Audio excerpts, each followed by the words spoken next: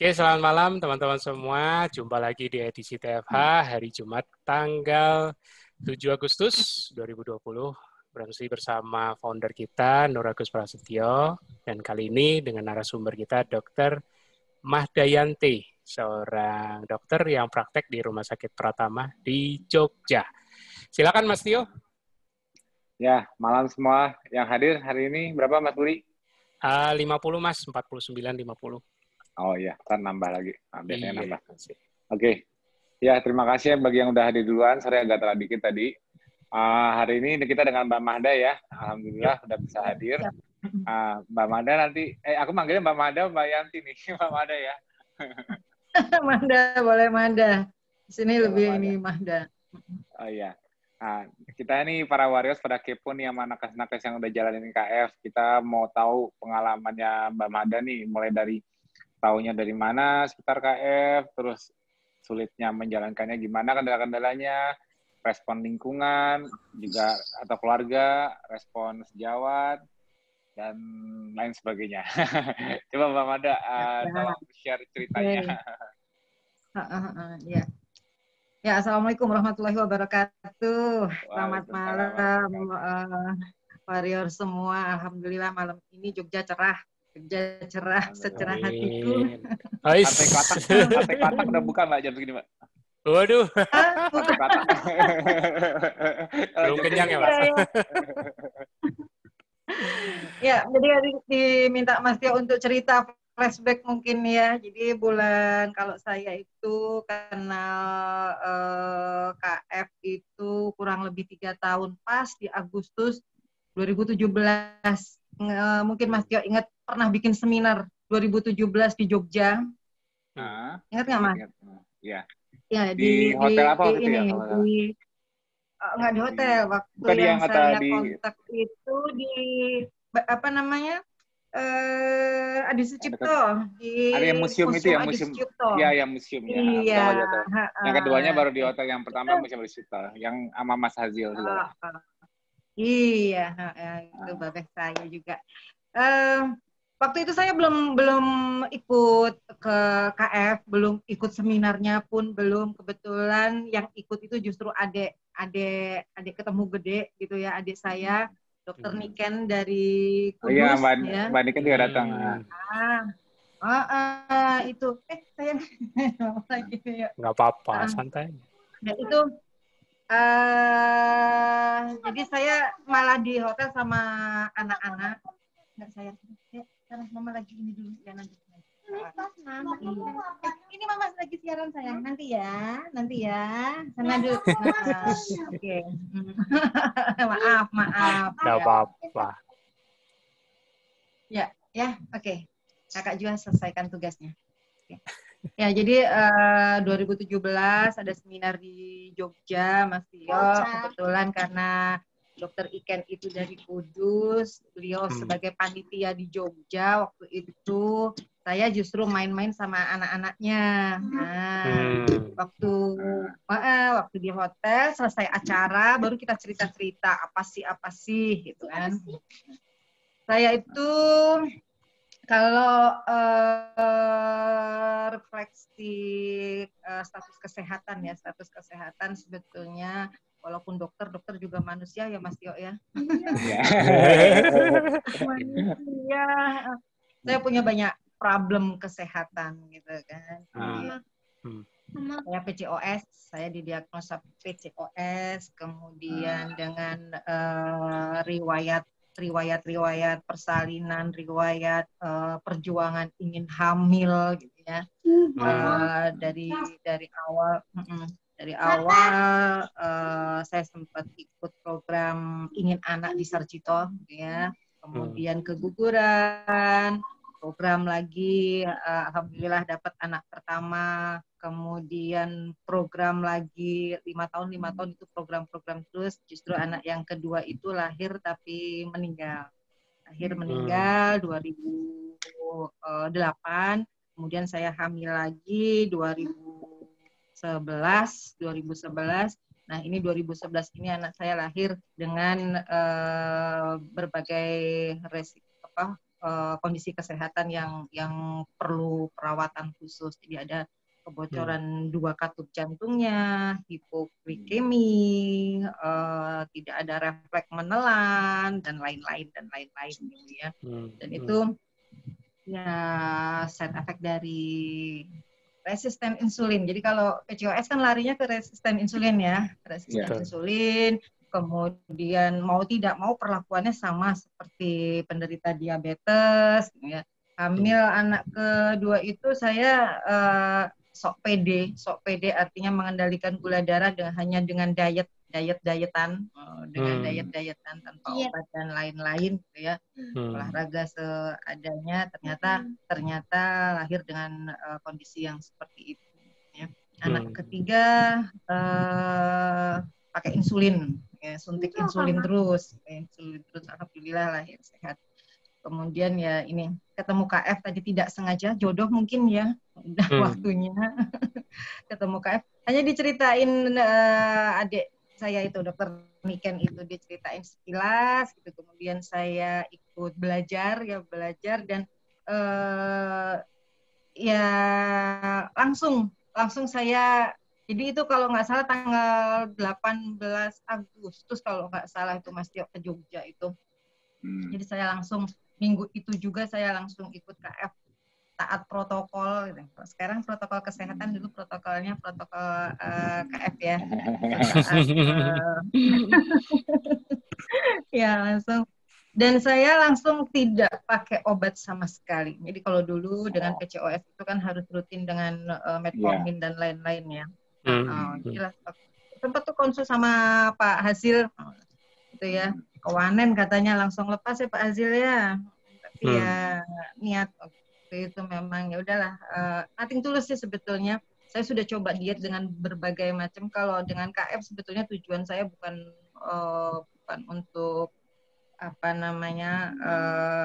mengurangi berat badan lah apalah, tapi memang untuk kontrol. Saya malas minum obat, itu nggak telaten minum obat, apalagi harus obat tiap hari gitu ya. Ternyata dengan ikut KF ini ya berangsur, dan sampai sekarang terus ada perubahan, khususnya untuk monitoring yang PCOS-nya. Jadi kalau PCOS itu kan dari zaman dulu kesulitan gangguan infertilitasnya itu kan karena tidak bisa ditentukan masa subur dan lain-lain. Saya itu 1 tahun, dalam 1 tahun itu paling haid datang bulan itu 3-4 kali. Jadi kalau nggak datang bulan pun ya nggak khawatir apa malah ya kalau bulan Ramadan bisa full, alhamdulillah gitu. Jadi disyukuri aja gitu ya. Tapi ya itu side effect-nya nanti kesulitan pada saat mau pengen punya anak harus program ngatur hormonal dan lain-lain. Nah, sampai dengan saat ini, jadi kurang lebih udah 3 tahun nih, udah 3 tahun ini ya, 2017 dan 2020. Alhamdulillah kalau untuk siklus haid jauh lebih lancar sekarang. Walaupun tidak teratur dalam arti selalu 28 hari atau selalu 30 hari, tapi lebih rutin dapat untuk datang bulannya. Tuh kalau riwayat, jadi saya keguguran 2 kali, punya anak yang meninggal 1 kali. Ini yang lahir dengan berbagai problem itu. Alhamdulillah sekarang udah sehat, tumbuh kembangnya baik. Dan ini yang ikut ini Mas Tio, ikut mama nggak makan nasi, aku juga nggak mau makan nasi. Nggak apa-apa makan lauknya. Enakan nasi apa lauknya? Ya, enakan nasi apa lauknya? Makan lauknya aja yang banyak. Lauknya yang banyak. Ya, mama terus ikut-ikut nggak makan nasi ya. Kalau anak-anak sih ini ya ikut-ikut mamahnya gitu. Ya itu. Jadi sejak 2017 ikut KF, ya, alhamdulillah saya merasa lebih sehat. Yang jelas saya lepas obat langsung memang. Kalau gula darah relatif membaik. Dulu itu sebelum KF saya gula darah sekitar 250 sampai 300, itu pun dengan metformin ya. Tapi memang nggak ada keluhan sih, secara fisik saya nggak ada keluhan, tapi rata-rata di 250-an gitu. Nah, ikut KF saya masih induksi forever. Induksi forever. Nggak apa-apa, bagus. Ya. Induksi, masih di induksi terus. Saya masih di sekitar 120-140 lah sekarang ini rata-rata tiap bulannya. Kolesterol memang tinggi. Belum di Di bawah 100 awal-awal ya, itu Mbak? sempat khawatir juga. Hah? Kenapa? Belum pernah di bawah 100. Pernah sih, tapi nggak stabil. Pernah di bawah 100. Tapi nggak stabil gitu. Ya paling 110-120 itu stabilnya saya. Di awal-awal ikut ya kolesterol naik, asam urat naik dan lain-lain. Walaupun relatif saya tidak ada keluhan, jadi saya nggak pakai HC yang heboh gitu, nggak ada sampai sekarang juga nggak ada lah, saya rasa aman-aman saja gitu, aman-aman saja. Terus apa ya? Ya kalau lihat di awal-awal dulu kan di grup Facebook ya banyak tuh baru ikut berapa minggu berat badan turun sekian. Saya gerakan jarum timbangan ke kiri itu baru mulai di bulan ketiga, setelah bulan ketiga. Setelah bulan ketiga itu untuk berat badan mulai berkurang. Tadinya sih apa namanya? Beratnya tetap, tapi size-nya mengecil, Mas Tio. Iya, betul. Beratnya memang itu yang harus diacu. Mengacunya memang hanya, kalau aku selalu menyarankan jangan pusingkan berat, yang penting lingkar tubuh, cermin dan pakaian aja udah. Ya itu sampai ikut KF ini di awal-awal tuh banyak yang protes, teman-teman sejawat, ya banyak tantangannya sih ya. Kemudian merubah kebiasaan sehari-hari juga. Kalau kebiasaan sehari-hari di rumah sih saya rasa nggak terlalu banyak perubahan. Saya memang dari dulu jarang sarapan, jarang makan malam gitu ya. Jadi nggak berat. Nah yang kelihatan itu justru pada saat kerja itu kan kalau rapat selalu ada snack time, ada kesempatannya, iya mesti ada itu. Itu kan sudah tidak sama sekali kan, sama sekali itu mulai diperhatikan oleh teman-teman. Kemudian itu pada saat transisi ya 2 bulan 3 bulan itu si buruk rupa muncul ya Mas ya. Jadi si buruk rupa jadi hitam lah, udah hitam sih tapi jadi lebih hitam lagi. Terus mulai ya pada saat mulai mengurus itu jadi banyak yang Bu Mahda ngapain sih kayak gini-gini ya. Jadi kalau di kesehatan kan memang saya ya nggak berani, saya waktu itu memang masih sekali 2 kali nangani pasien ya, artinya ya tidak antara teori, selalu sering dihadapkan KF itu seperti apa. Teman-teman akhirnya banyak yang tahu saya ikut KF gitu kan, banyak saya juga kadang sharing dengan mereka, tapi kan itu dikontrol oleh ahli gizi, nanti orang begini, nah itu lalu gizi seimbang dan lain-lain gitu. Jadi ya termasuk dengan pasien. Tapi ada beberapa pasien malah begitu tahu saya KF, ada beberapa di Jogja yang memang akhirnya menghubungi saya untuk konsultasi ala KF gitu, sama-sama bareng-bareng menjalani KF-nya gitu. Itu Mas Tio. Jadi pertemuan nggak sengaja ketemu sama KF, kemudian ikut dengan protokolnya.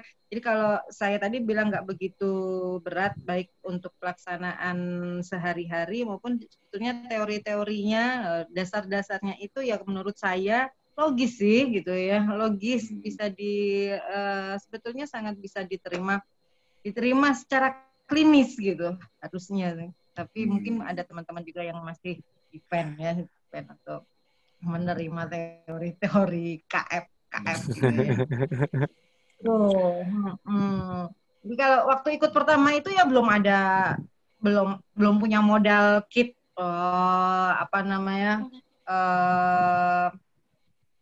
VCO, teh dan lain-lain itu. Pokoknya bismillah lah, pokoknya saya mulai atur jam makan dan jenis makannya, mulai dari itu sambil jalan pelan-pelan pesen yang kit awalnya itu.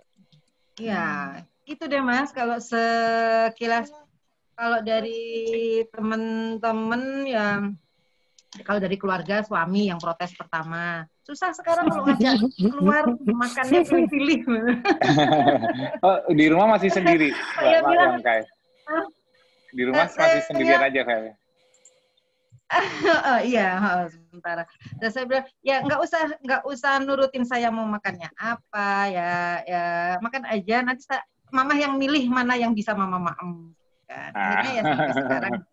Iya, Ya kebiasa. iya. Iya.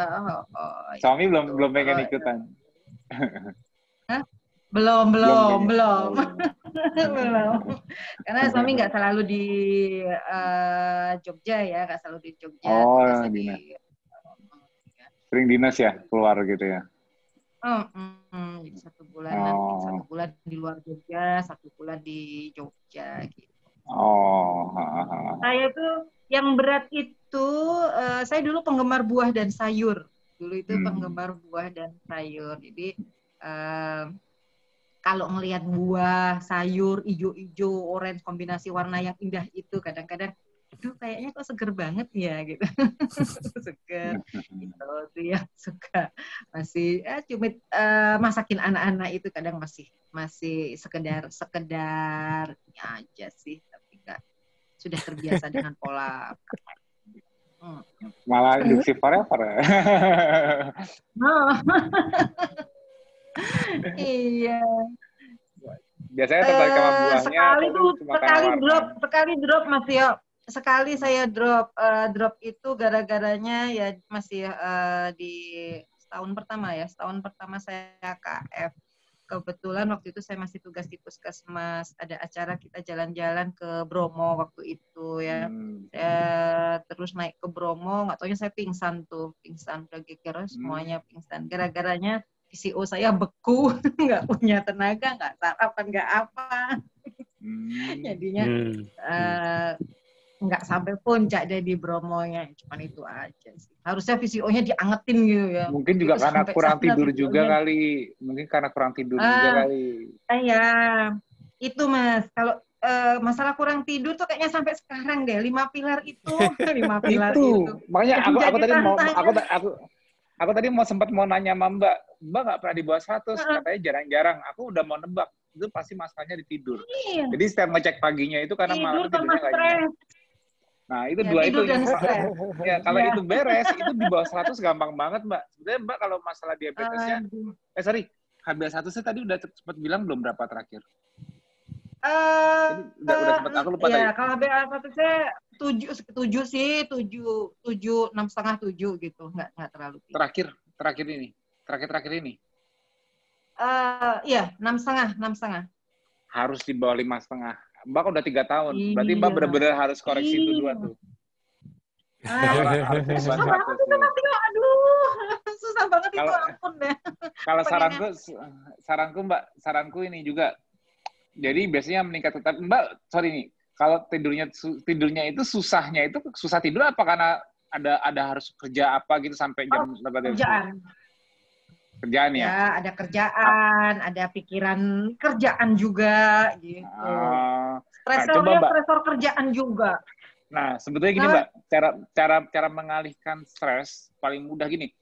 Kan aku selalu bilang, ini ada 3 hal yang selalu berhubungan. Manajemen stres, tidur, sama olahraga. Ini cuma dibolak-balik aja. Kalau orang tidurnya nggak bagus, kalau olahraganya bagus, nanti tidurnya jadi bagus, kualitasnya meningkat. Nah, kalau orangnya gampang stres atau memang banyak stresor, begitu dia olahraga, stresnya jadi turun, lebih kebal, maksudnya lebih mempan menghadapi stres, lebih santai, nggak terlalu banyak pikiran. Itu pemicunya di olahraga. Makanya kenapa aku rutin olahraga. Kayaknya ini deh Mas. Saya senang olahraga gitu ya. Olahraganya apa Mbak? Ya kalau yang di rumah jogging ya? Jogging, plank, sepeda statis kalau di rumah, barbel dikit gitu. Latihan beban, Mbak. Kalau latihan beban tuh gini loh, aku yang uniknya nih aku ngeliat rata-rata orang yang latihan beban, ini yang aku perhatikan ya, orang yang sering nge-gym atau aktif nge-gym, tingkat stresnya itu rendah. Kenapa? Karena somehow kalau kita rusak badan kita untuk menumbuhkan otot baru, Pada saat merusak itu stresnya itu udah larinya ke situ semua. Jadi stres di badan itu kebanyakan karena proses pada saat kita di gym atau kita olahraga latihan beban apapun di rumah juga boleh main dumbbell. Pokoknya kita sifatnya merusak dan butuh repair. Rusak dan butuh repair. Nah, setiap tubuh kita butuh repair dalam jumlah besar, misalnya akibat kita merusak di gym misalnya, itu somehow tubuh kita itu dibuat cepat untuk menyiapkan waktunya untuk dia repair. Jadi tidurnya dibikin bagus. Jadi kita tadinya kalau kita habis latihannya benar-benar latihan hari ini, walaupun kita latihannya pagi, tapi malamnya itu kayak dibuat mudah tidur. Kenapa? Karena tubuh pengen cepat-cepat recover. Pada saat kita masih terjaga, tubuh belum melakukan recovery terhadap kerusakannya. Dia nunda-nunda karena untuk merecovery butuh energi ekstra. Makanya dia butuhnya pada saat kondisi terjaga. Tidak bisa melakukannya pada saat kondisi terjaga. Makanya dia bakal mempush kita untuk kayaknya tidurnya gampang. Nah, kalau Mbak mungkin olahraganya cuman mungkin belum kalau aku sarankan coba tingkatkan intensitasnya. Jadi semakin tubuh dipicu harus repair sesuatu, semakin kita itu mudah masuk ke fase repair, yaitu tidur. Nah, itu dan tubuh itu juga berusaha menyingkirkan stresor lain. Contoh gini, stres pikiran. Tapi karena kalau stres pikiran nanti malah memicu demand lain, tubuh berusaha supaya kita bisa comply dengan stres yang manajemen stres itu jadi lebih mudah karena tubuh berusaha lebih comply karena tubuh mau memfokuskan untuk memperbaiki stres sebelumnya yaitu stress exercise dan berusaha repair. Nah, makanya aku bilang 3 ini kalau benar-benar dijalanin itu jadi kayak nggak usah bingung gimana saya tidur itu ya.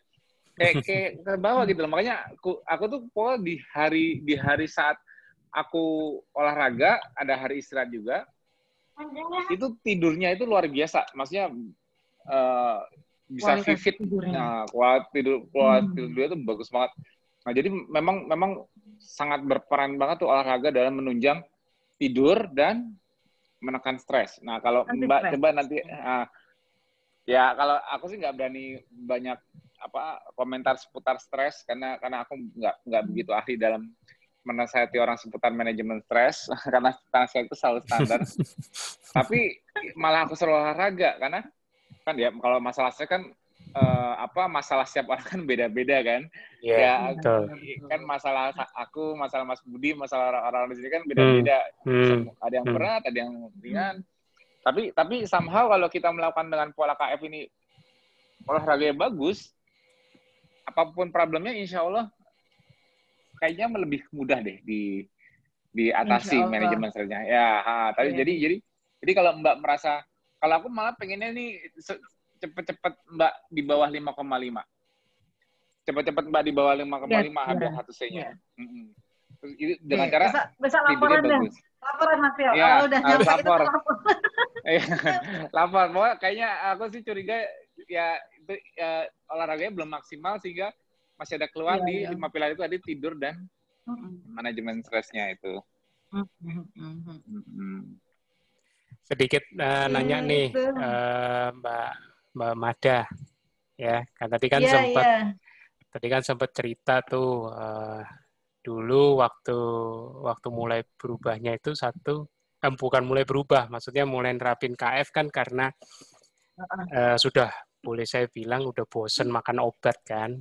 Jadi waktu sudah divonis PCOS, Mbak Mada udah bisa ngebayangin, ini mesti minum ini dan begitu rekan sejawatnya yang meresepkan bilang ini mesti diminum ya rutin. Nah itu. Nah tapi begitu ngalamin perbaikan walaupun belum final ya, nggak apa-apa sih, itu progres. Karena masih ada PR juga. tadi dapat mesti laporan ke Mas Tio. Tapi walaupun ada perubahan, walau belum sempurna, tadi yang menarik teman-teman sejawat protes ya kan, apalagi ngalamin 2-3 bulan itu muncullah si buruk rupa tadi katanya kan. Nah, ini kebetulan nanti mungkin bisa ditambahin sama Mas Tio, tapi pertanyaan. Tapi sekarang kayaknya nggak mungkin ya, kayak aku nggak pernah belum lihat sih. Tapi kalau sekarang glowing. ini berbagi aku tips belum lihat saja, yang berupaya. Kalau emang benar loh Mas Tio, tapi emang benar itu fase-fase itu memang harus dilalui. Yang ya, tapi rambut kalau rontok. ya, nah itu pas lagi buruk rupa itu sempat foto nggak, Mbak? Iya. Waduh. Kenapa? KF challenge foto yang buruk rupa sekarang masih keren. Nanti aku cari ya, saya cariin ya, cariin. Ada tuh. Mas Tio malah dapat bahan KF challenge ya. Aduh. Tapi pertanyaanku gini, Mbak Mada. Ini sekedar berbagi aja, karena banyak teman-teman itu stres kalau nanti dibully, ya kan? Dibully pada saat mengalami kemunculan buruk rupa itu tadi loh, ya kan?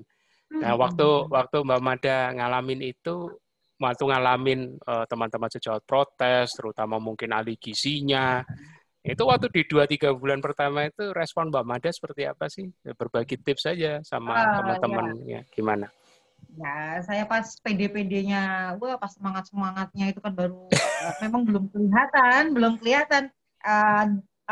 hasil dari KF apa kan memang belum tahu juga gitu. Tapi yakin suatu saat akan indah pada waktunya gitu. Wow. Jadi waktu itu memang kalau ditanya kenapa sih kok mau jadi kayak gini, lihat deh kamu jalanin kayak gini kan bentuknya sekarang jadi begini gitu. Tidak menjadi betul. lebih baik, tapi yang sudah kelihatan tuh jelas-jelas jadi begini gitu kan. Kamu tuh merusak tubuhmu sendiri. Iya, itu sering tuh. Itu terus waktu itu sih saya bilang ya, kalau dari ilmu medis konvensional mungkin nggak masuk ceritanya gitu, tapi kalau dari KF ini memang masa-masa ini memang pasti harus dijalani, dan ini ibarat kata ini adalah detoksnya gitu, detoksnya. Dibilang detoks kan teman-teman lebih memahami dibilang detoks. Nanti kalau udah lihat deh ya, nanti lihat. Alhamdulillah akhirnya sekarang semua pada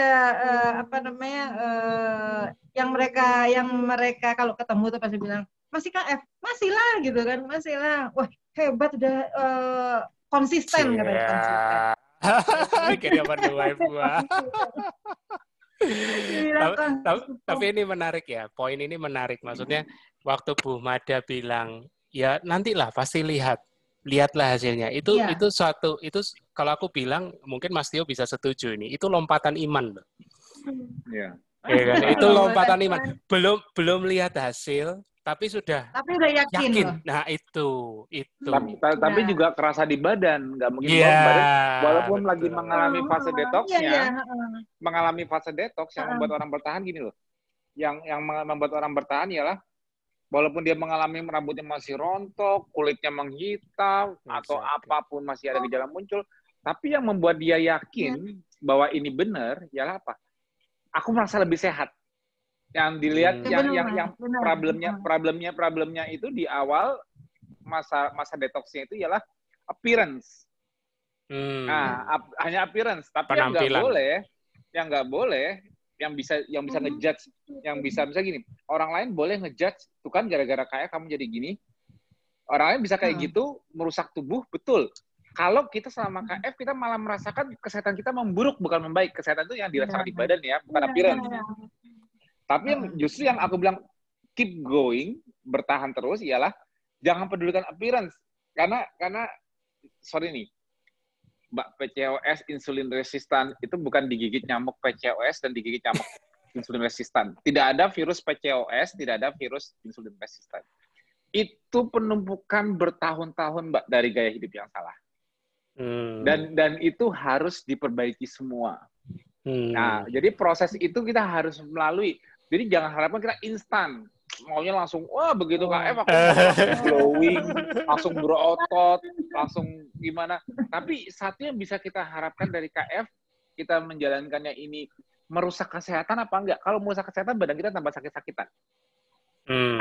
Memang ada fasenya sakit, tapi kan periodik. Maksudnya kan periodiknya itu sakitnya itu karena detoksnya. Misalnya kita urin atau BAB kita kurang lancar, jalur detoksnya kurang lancar, akhirnya akumulasi detoks yang nggak sempurna ini menimbulkan kayak contohnya ruam-ruam, atau kita meriang, atau ada gejala healing crisis. Tapi itu nggak mungkin lama-lama. Tapi setelah itu jauh lebih sehat lagi. Jadi selama menjalani KF itu yang membuat kita selalu yakin bahwa ini jalan yang benar, walaupun secara appearance kita mengalami proses dulu. Ialah apa? Tubuh kita terasa lebih enteng. Ya harusnya tidurnya juga walaupun sekarang masih susah, nggak sebagus itu, tapi tetap lebih bagus dibanding dulunya lagi sebelum KF. Pasti itu. Nah, terus juga pokoknya perbaikan itu pasti banyak dari sisi kesehatan, walaupun secara appearance dilihat orang kekurusan, mukanya kusam, misalnya ada orang yang bilang jerawatnya keluar semua, itu kan karena karena kan akumulasi problem yang sudah bertahun-tahun ini akibatnya menjadi insulin resistan, akibatnya menjadi PCOS ya. Nauzam zalik, kalau Mbak nggak ketemu KF atau misalnya Mbak nggak berubah gaya hidupnya sekali, nauzam zalik bisa lebih dari PCOS, bisa lebih dari apa yang malah ada sel abnormal, kan malah nggak lucu. Karena tubuhnya terlalu anabolik. Nah, tapi karena Mbak alhamdulillah udah berubah, appearance-nya itu menunjukkan bahwa masih ada proses katabolik di awal yang membersihkan segala yang nggak beres. Tapi setelah Mbak lalui, harusnya orang pada kok konsisten ya, kok bisa konsisten, kok bisa. Tapi kalau sekarang harusnya dipuji. Kalau nih coba nih, tanya sama semua warrior yang lagi nonton sekarang. Kalau misalnya sebelumnya nggak pernah ketemu Mbak Mahda sebelumnya, yang di sini anggap aja warrior-warrior nonton sekarang yang bukan dari Jogja, nggak pernah tahu Mbak Mahda itu siapa. Kalau melihat Mbak Mahda, kelihatan kayak ideal nggak? Normal nggak? Normal ideal banget. Iya, tapi tapi ada persepsi dari orang yang udah pernah lihat dulu Mbak Mahda pernah lebih gemuk dari sekarang misalnya. Bagusan dulu dulu kayak lebih seger, lebih sehat.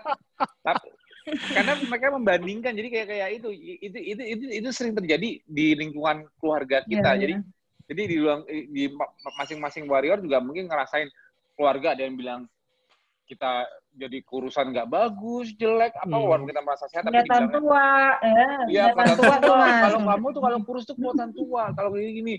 Nah, tapi kalau kita ketemu orang yang nggak dikenal, dia ngeliat kita malah dia melihatnya kayak, ya kamu sehat, kamu normal, kamu kata seperti orang yang nggak punya masalah problem metabolik atau kesehatan, normal aja karena nggak pernah ketemu, nggak bisa ngejudge seperti itu. Tapi kalau yang kita tuh biasanya yang menekan itu orang yang sudah pernah lihat kita dulu belum merasa punya persepsi bahwa gemuk itu sehat. Ini yang harus Mbak buang jauh-jauh pikiran itu, dan juga para warrior yang merasa dibully oleh lingkungannya sendiri. Ya, untuk para warrior yang dibully lingkungannya sendiri, ini juga jadi ilmu. Abaikan. Bagi orang yang belum baru ketemu, kamu justru mengatakan kayak kamu sehat normal, tidak punya masalah metabolik.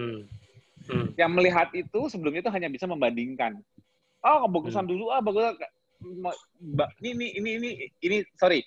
Hari ini aku membalas 487 japrian. Itu rekor. Nah, di japrian itu, ini aku mau cerita, Mas. Di japrian tadi, ya banyak beberapa orang yang ya biasa CLBK. Mereka dulu udah pernah KF, mau balik KF lagi. Nah, kebetulan sama. Nah, kasusnya sama. Mereka lepas karena satu ada yang karena dibully, satu ada yang karena nggak setuju dari pasangan maupun orang tuanya. Tapi setiap itu aku selalu nanya. Tapi dengan KF-nya waktu itu sebelum kamu lepas, kamu merasa lebih sehat? Iya dong Mas, malah badan enteng apa gitu loh. Terus kamu lepas cuman gara-gara mereka nggak suka, mereka komentar, atau mereka apa gitu, karena mereka pengennya kamu seperti dulu lagi, atau gini. Iya Mas. Nah, sekarang kamu kenapa mau balik lagi? Iya, badan mulai sakit-sakitan, ada yang ngeluh. Malah sekarang ya ada beberapa kasus penyakit juga yang malah kembali lagi, atau yang malah gula darahnya jadi sulit terkontrol. Nah, sekarang mau balik lagi? Iya. Nah, kalau udah nanti balik, kamu nyesel nggak ngikutin kata orang lain yang menilai kamu dari appearance lah, yang menilai kamu nggak cocok lah, yang menilai kamu nakut-nakutin kamu, nyesel nggak? Ya nyesel sih Mas. Itulah pentingnya percaya ke badan sendiri, mana yang sehat. Jangan ya Kalau aku tanya ke mereka juga yang japri aku tadi itu, yang ngejudge kamu kayak gitu pernah jalani KF nggak? Nggak pernah sama sekali. Terus kenapa mereka bilang itu bahaya, ini takut apa-apa? Ya, aku bilang mereka itu selama seseorang belum jalani KF, apa yang dia katakan tentang KF yang jelek itu cuma persepsi, cuma spekulasi. Karena kebenaran itu terungkap setelah dijalankan. Jadi kalau sampai ada yang bilang KF itu jelek apa-apa, oke. Oh, KF nggak bagus, bahaya, oke. Kalau cuma 1 bulan jalanin, bahaya nggak? Ya kalau 1 bulan nggak apa-apa. Ya udah, jalani 1 bulan, baru judge. Apapun ilmu jurnal yang dia bawa, oh KF ini bahaya karena pablo gini-gini. Ya terserah, 1 bulan kan nggak bahaya, jalanin. Kalau kamu bilang, kamu ngerasa nggak lebih sehat setelah jalani 1-2 bulan dengan KF, kamu makan karbo lagi. Aku selalu nantang orang untuk yang ngejudge itu untuk nyobain. Ya, cobain aja dulu 2-3 bulan. Ya, nggak usah sampai 6, nggak usah takut, nggak usah sampai 6 bulan, kan nggak boleh lebih dari 6 bulan. Berarti kan di bawah 6 bulan nggak apa-apa. Ya jalanin. Jangan cuma nakutin, jangan cuma nasehatin, jangan tapi cuma jalanin. Masanya banyak yang nggak jalanin, tapi nakutin. Itu dan yang aku sesalkan, yang sudah jalanin, yang sudah tahu sehat, termakan. Nah, kalau mereka sudah termakan, akhirnya apa? Mereka sendiri yang nyesel. Makanya di Japren sekarang kalau ada yang balik CLBK, setiap sekarang ada yang CLBK, lihat aja di Japren, aku tanya. Sekarang aku udah mulai pakai sistem gini. Sekarang nyesel nggak pas kayak? Gitu ya sekarang. Rada galak ya Mas. Iya sih Mas. Makanya saya butuh dibimbing Mas biar gak galau lagi. Gak perlu butuh dibimbing aku. Boleh japri aku. Nanti ya, pasti ketemu kok di antrian japrian. Masalahnya di diri sendiri. Ini mungkin salah satu dari yang japri aku tadi, mungkin ada nonton, aku nggak tahu ya. Mungkin terasa aku japri seperti tadi ngomongnya. Aku japri agak tegas. Aku bilang kembali ke diri sendiri. Maksudnya bilang, ya, soalnya kalau japrin aku nggak boleh gemes, nggak boleh baper. Aku akan harus cepat balas ke atas. Jadi aku kasih pesan-pesan yang singkat tapi harus kena. Jangan ngandelin seseorang untuk menyemangati. Harus buat semangat buat diri sendiri. Yang tahu sehat kan badan sendiri. Kalau udah tahu KF itu sehat, nggak bisa dibohongi. Mau ada nih, sorry Mamada, mau ada profesor doktor ngomong KF bahaya, tes dulu. Memang sudah pernah jalanin. Enggak, saya sudah baca jurnalnya. Ya jangan baca jurnal tapi kalau nggak pernah praktek, mana tahu kebenarannya. Justru malah banyak dokter di KF yang tadinya spekulasi kita gitu-gitu, setelah dia nyoba jalanin, dia malah sekarang lebih curious karena wow, it works. Wow, kesehatannya membaik. Wow, tadinya dia mungkin awalnya antipati, awalnya anti mainstream nih KF, tapi setelah coba jalanin dia masa kesehatannya, dia baru mencari kebenarannya, dan kebenaran itu makin terungkap. Kenapa? Karena saya sudah menjalani, mengosongkan gelasnya itu lebih mudah. Kalau belum pernah menjalani, ya gelasnya full. Mau kita sampai beleberan killernya ceritain dia, KF, gelasnya tepat terus keluar sana sini. Oh enggak. Karena dia nggak ngerasain. Karena yang membuat kita berubah pikiran ialah kalau kita ngerasakan. Kenapa? Oh iya, kok benar kerasa ya? Nah, makanya aku bilang kebanyakan orang yang nyoba KF konsisten, kenapa banyak yang start karena punya problem kesehatan, kenapa? Karena mereka mau mencoba setelah sakit. Betul. Yang susah ialah meyakinkan orang, membuat orang mencoba saat dia tidak mengalami masalah kesehatan. Itu yang susah. Yes. Kenapa? Karena mencoba what for gitu loh. Ya, Saya punya ada satu teman, tadinya dia sudah nyoba untuk ikut KF, tapi HC-nya itu dia diare sampai masuk rumah sakit, akhirnya dia, kapok saya Bu Mada, saya nggak mau lagi, gitu. Nah, itu berarti masalahnya dia memang di masalah lambungnya banyak tuh, makanya dia harus ada yang bimbing di kondisi kayak gitu, supaya dia jangan nyerah. Karena ya gini loh, kayak orang, nih, ada yang bilang, oh saya udah pernah KF, saya kapok, kenapa? Karena saya akhirnya jadi kena tipes lah, karena saya akhirnya jadi inilah, itulah. Itu sebetulnya salah kontrol aja. Jadi gini, pada saat dia udah KF, dia merasa sehat. Tapi dia miss something contohnya. Oh, dia nggak sadar kalau dia BAB-nya nggak lancar sebelumnya. Akhirnya gejala bermunculan, padahal jauh detox harus jalan setiap hari. Akhirnya, padahal kalau dia ketemu orang yang tepat, misalnya mentor atau apa atau misalnya ada di gap yang aku, pasti aku ngasih solusi. Kejar BAB-nya. Semakin cepat jalur detoksnya lancar, semakin cepat healing crisis-nya berlalu. Dah, selesai. Nggak perlu. Kalau sampai dia ke rumah sakit, diare nggak berhenti, berarti dia manajemen healing crisis-nya nggak bagus. Iya. Dan dia ini sorry ya, bisa jadi pemicunya karena dia sengaja malah micu untuk muncul. Misalnya contohnya dia sengaja cheating karbo. Begitu dia cheating karbo, gula darah lompat, asal lambung keluar, dibilang, kapok saya KF. Lah, kok gitu? Pemicunya ada, kamu sengaja sendiri untuk mencoba. Udah di tengah-tengah KF, di tengah-tengah awal ketosis adaptasi, ketonnya tinggi, dia sedang tubuhnya lagi insulinnya rendah, udah bagus gitu, tiba-tiba dia nggak tahan cheating karbo. Begitu dia itu besoknya dia diare. Tapi dia nggak sadar kalau ini karena dia cheating. Akhirnya dia malah masuk rumah sakit. Akhirnya disalahin KF. Padahal dia sendiri yang... Nah, itu ada juga yang seperti itu. Ada juga yang... Jadi pemicunya ada juga karena dia memang...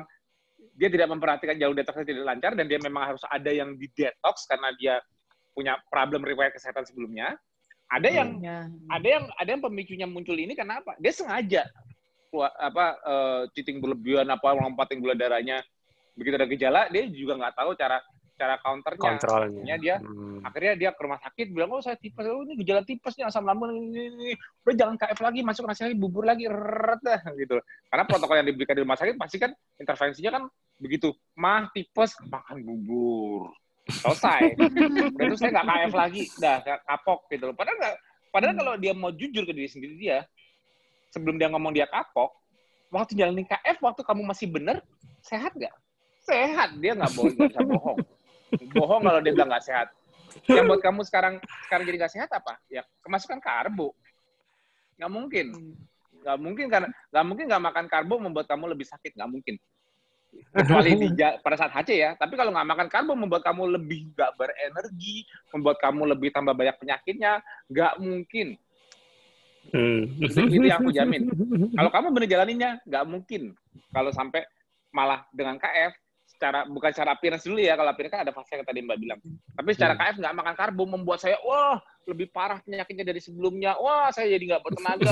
Saya jadi gimana. Selain kesulitan mencari makan, itu mah udah faktor biasa. Itu nggak mungkin. Itu aku yang jamin. Ya itulah.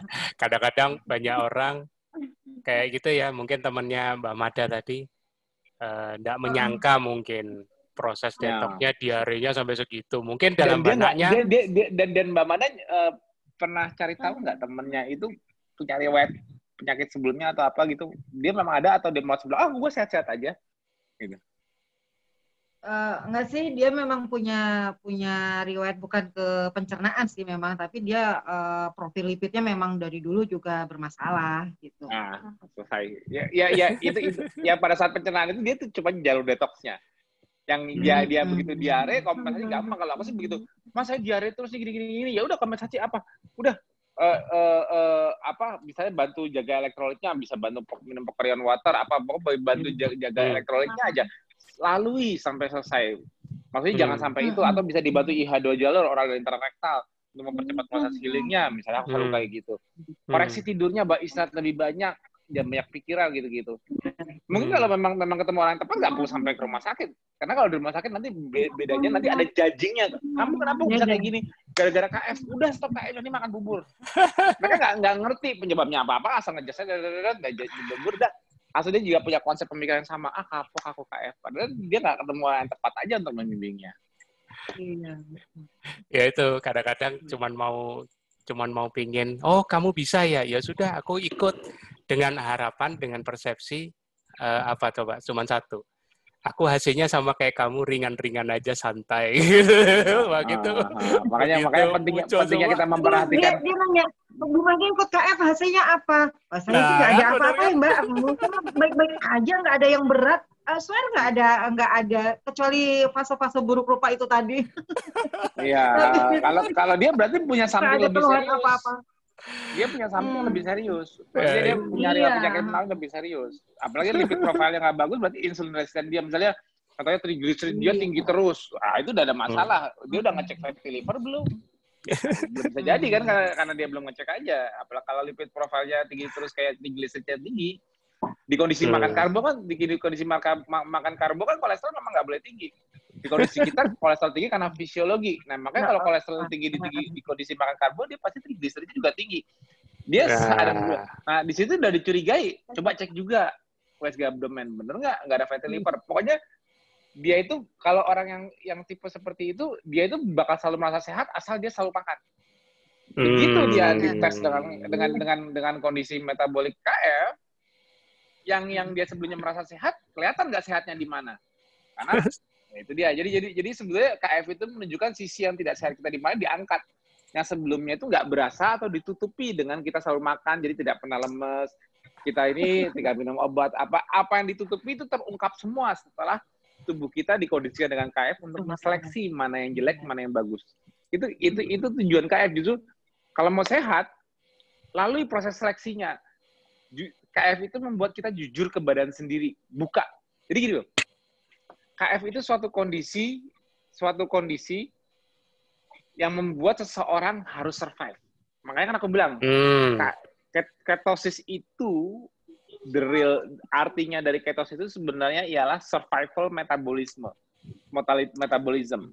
Jadi ketosis itu tidak eksis di zaman sekarang, karena manusia sekarang tidak perlu survive untuk hidup. Maksudnya tidak perlu survive dengan cara mencari makan tidak menentu. Udah tersedia, siap haji. Iya, ketosis itu di zaman modern ini sekarang bukan hal yang lazim karena nggak dibutuhkan. Karena orang nggak perlu survive untuk bisa hidup. Karena makanannya banyak. Jadi ketosis itu sangat tidak lazim. Tapi di saat ketosis itu eksis di kehidupan manusia, pasti itu di zaman di mana manusia harus survive di kondisi yang keras. Artinya apa? Keras itu, makan itu tidak mudah. Makan itu, kita harus makan itu untuk hidup. Makanya kita cari makan, bergerak, olahraga. Pasti bergerak, kalau kita kan nyarinya olahraga. Kalau dia bergerak memang cari makan. Dia harus bisa melalui waktu yang tidak menentu kapan dia bisa makan. Makanya kan disebutkan ketosis itu kan basicnya itu kan bukan puasa. Karena kalau dalam timeline manusia, puasa yang sekarang ini kan puasa yang kita niatkan. Banyak makanan kenapa nggak makan? Ya puasanya diniatkan, entah itu puasa di KF, niat di KF menjalani gaya hidupnya, atau puasa dalam kondisi ibadah, itu semua kan diniatkan. Ada makanannya sih ada, cuma diniatkan untuk puasa. Tapi dalam timeline manusia ada masa di mana puasa itu tidak perlu diniatkan, itu pasti terjadi. Nah, kalau di timeline manusia, zaman di mana puasa itu tidak ada karena memang puasa itu dikondisikan oleh alam, disitulah survival metabolism bagi spesies manusia dibutuhkan. Jadi ketosis itu normal di kondisi survival metabolism. Kalau seorang manusia disetting untuk bisa comply dengan di masa tersebut, yaitu masa harus survive, bertahan hidup, maka metabolismenya harus comply juga, yaitu metabolisme ketosis. Jadi secara nggak langsung, kalau kita menginduksi diri kita menjadi ketosis, kita menciptakan diri kita memiliki kemampuan survival seperti orang di masa lalu saat di kondisi makanan memang sulit. Jadi kemampuan survival kita tinggi. Tapi untuk kita memiliki kemampuan survive seperti mereka, kalau kita mengkondisikan metabolisme survival di tubuh kita, berarti kan tubuh kita bakal berusaha survive nih. Survive dengan cara, tubuh kita kan taunya kan kita nggak makan. Jadi tubuh kita taunya kita seperti di masa dulu. Tubuh kita kan taunya kan kita makan, tidak makan karbo. Tubuh kita taunya kita seperti manusia hidup di alam bebas. Yang tidak ada proses food. Tubuhnya kan ngertinya itu. Yang tahu kita di kota kan kita. Tapi tubuh kita taunya kita di kondisi ketosis saja. Berarti tubuh kita menyeting dirinya sendiri untuk bisa survive. Harus keep up. Nah, untuk keep up ini, semua yang menghambat kemampuan survival harus dikeluarkan dulu. Ngerti nggak sih maksudnya?